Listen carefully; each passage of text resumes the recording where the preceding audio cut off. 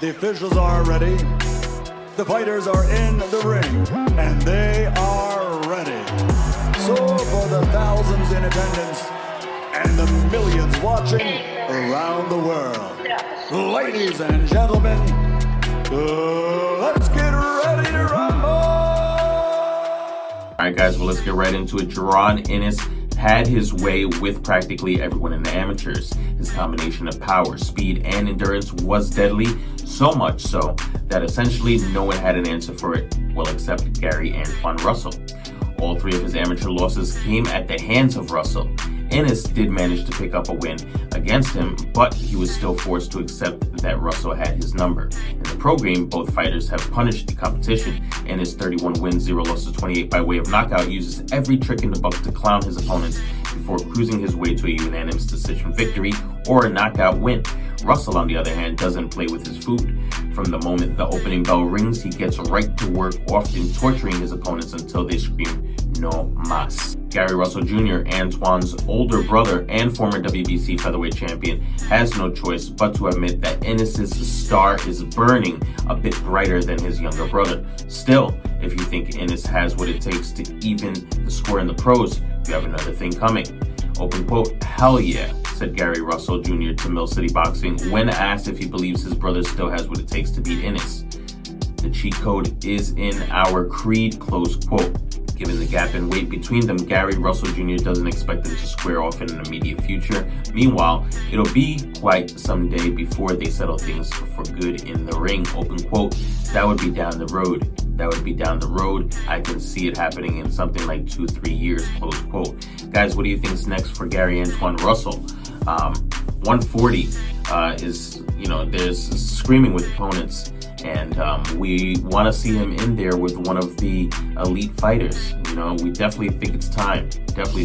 I mean, he's put on excitement every single fight and drops people in devastating fashion.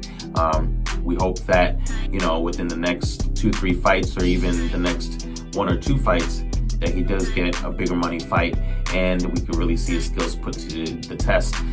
Guys, what do you think in the comments below? All right, guys. So in women's boxing news, former IBF and WBA female super middleweight champ Elin Cederroos has announced her retirement. Cederroos, a former football player, began boxing late and didn't have her first amateur fight until 2013. After a short 14 fights, 8 in 6 amateur careers, she turned pro in 2017 and won the IBF title in 2019 by beating Femke Hermans, and then added WBA belt to her collection with a win over Alicia Napoleon Espinosa. False promises from the now defunct Triller Promotions derailed Cederroos' career, and it wasn't until 2022 that she could fight Franchon Crews-Dezurn with the WBC, WBA, IBF, and WBO titles at stake. Elin's lack of experience showed, and she lost to Crews-Dezurn and then to Shadasia Green in what was her last fight. She goes out with an 8-2 record. All right, guys, well, just want to send our regards to Elin Cederroos. Thank you for all that you've done for the sport and for women's boxing. You put on a lot of great shows and gave us a lot of excitement. We wish you well on your journey and the next chapter of your life. All right, guys, well, let's get right into it. Featherweight contender Michael Conlan has decided to train under veteran Cuban coach Pedro Diaz, who works out of Florida. Diaz is known for his work with Guillermo Rigondeaux, Filip Hrgovic, and Miguel Cotto. Conlan recently parted ways with his trainer Adam Booth. Back in May, Conlan was knocked out in 5 rounds by IBF world champion Luis Alberto Lopez. It was Conlan's second crack at the world title. He suffered traumatic 12th round knockout loss to WBA champ Lee Wood in March of 2022. The Irish Olympian tested out several trainers, but it was Diaz who was viewed as his best option. Open quote, "We went to a few gyms and met with a few coaches, but Pedro stood out. He ticked all of the boxes. He is very technical and he pressed us with his different levels, his knowledge, his experience. They gelled well. They worked really well. So it's very, very exciting collaboration," brother and manager Jamie Conlan told Irish News. Pedro has rebuilt fighters. He did it with Cotto to beat Antonio Margarito in the rematch and to fight Mayweather, but we went with him because him and Michael are on the same wavelength. They think about the same things and how to approach the fight. He was very impressed, and I think it's a breath of fresh air. I think he can help Michael improve and learn and hopefully get over that last hurdle. He identifies strength and weaknesses in Michael.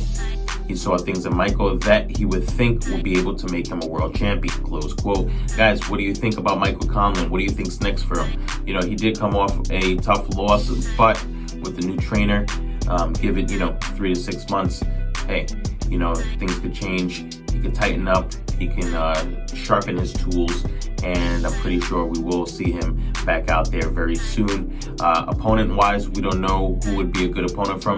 Guys, let us know in the comments below who you think would be a great opponent for Conlan. You can catch us on Instagram at SportBox TV Official and Twitter at SportBox TV. And of course, don't forget to like, comment, subscribe, and also share the vid. We appreciate all love and support. Take care.